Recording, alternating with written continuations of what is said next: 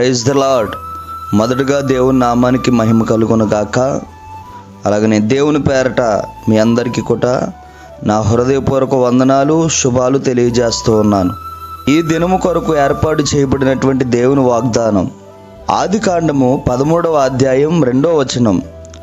అబ్రాము వెండి బంగారము పశువులు కలిగి బహు ధనవంతుడై ఉండెను. దేవుని నామానికి మహిమ కలుగునుగాక.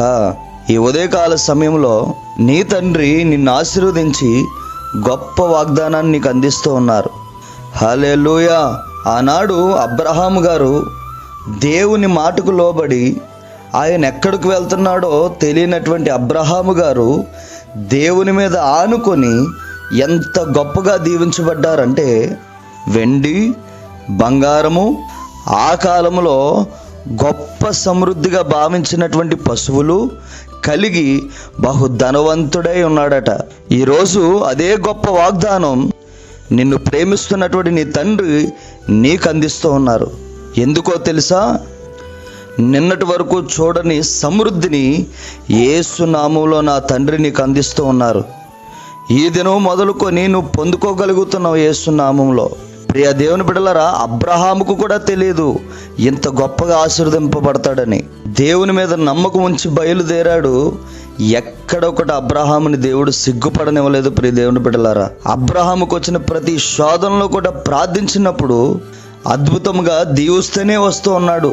ఈరోజు నీ జీవితంలో కూడా ఒంటరిగా ప్రయాణిస్తూ ఉన్నావు, ఒంటరిగా నిరీక్షించి చూస్తూ ఉన్నావు, బిడ్డల కొరకు దేవుని ఎదుట ప్రార్థన చేస్తూ ఉన్నావు. దేవుడు అన్నీ చూస్తూ ఉన్నాడు. చూసిన దేవుడే ఈరోజు నీతో మాట్లాడుతూ ఉన్నాడు. నిన్ను నీ తరాలని కూడా బహు సమృద్ధితో దీవించబోతున్నాడు నా యేసయ్య. భయపడద్దు. జీవితం గురించి, భవిష్యత్తు గురించి దిగులు పెట్టుకొని ఆరోగ్యం పాడు చేసుకోవద్దు. ప్రభువుకు అప్పగించంతే. ప్రభువా, నా జీవితాన్ని నీ చేతులకు అప్పగిస్తున్నాను, నా బిడ్డల భవిష్యత్తుని నీ చేతికి అప్పగిస్తూ ఉన్నాను, నీ చేతికి నా ఆలోచనలు, నా అవసరతలు అప్పగిస్తూ ఉన్నాను, నీ చిత్తము నా పట్ల నెరవేర్చు ప్రభు అని ప్రార్థన చేయాలి. ఈరోజు ఈ దినాన ఈ వాగ్దానం వింటూనే దేవుని ఎదుట మోకరించు. ఈ వాగ్దానం వింటుండగానే ఒక గొప్ప కృప నిన్ను ఆవరించబోతూ ఉంది. ఇది మనుషులు మాట్లాడుతున్నటువంటి మాట కాదు. సజీవుడు, నీ ప్రార్థన ఆలకించేటువంటి దేవుడు నీ పక్షాన జరిపించేటువంటి కార్యాలను తెలియజేస్తూ ఉన్నాడు. ప్రియ దేవుని బిడ్డలారా, అబ్రహాము వలె ఎప్పుడైతే నువ్వు నీతిగా జీవించడం మొదలు పెడతావో, అబ్రహాము వలె ప్రతి విషయంలో దేవుని మీద ఆధారపడతావో, గొప్ప దేవునిలో ఆశీర్వాదాలు ఎవరో కాదు, సాక్షాత్తు యేసు క్రీస్తు ప్రభువారే నీ జీవితంలో నెరవేర్చునుగాక. ఇది దేవుని మాట. ఇది అబ్రహాము జీవితంలో శోధనలు రాలేదా? వచ్చాయి.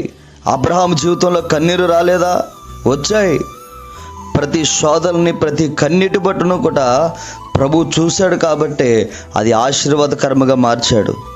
ఈరోజు నీ జీవితంలో ఉన్నటువంటి శోధనని, ఈరోజు నీ జీవితంలో ఉన్నటువంటి కన్నీటిని నా దేవుడు చూస్తూ ఉన్నాడు. ప్రియ దేవుని బిడ్డలారా, గుర్తుపెట్టుకో, ఈ వాగ్దానము ద్వారా నీ జీవితాన్ని ఒక సాక్ష్యంగా మార్చబోతూ ఉన్నాడు.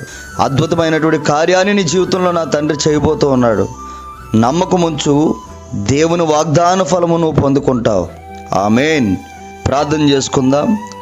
పరిశుద్ధుడా, ప్రేమ కలిగిన మా తండ్రి, నీకు స్తోత్రములు ప్రభువా.